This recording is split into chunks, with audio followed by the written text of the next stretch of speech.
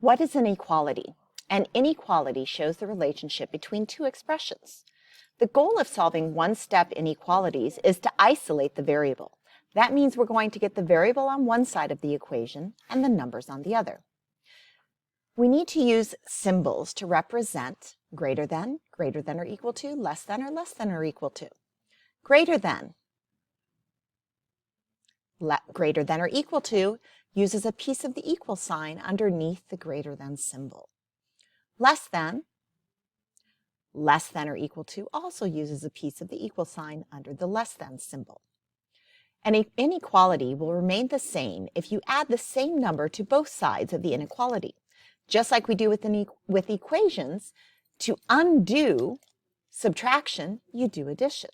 You should add 10 to both sides to isolate the variable. An inequality will remain the same if you subtract the same number from both sides of the inequality. We use addition to undo. We use subtraction to undo addition. So we would subtract 9 from both sides of the equal sign.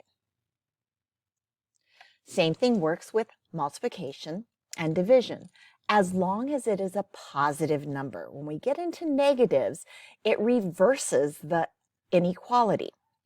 So, b divided by 3, we multiply 3 by both sides.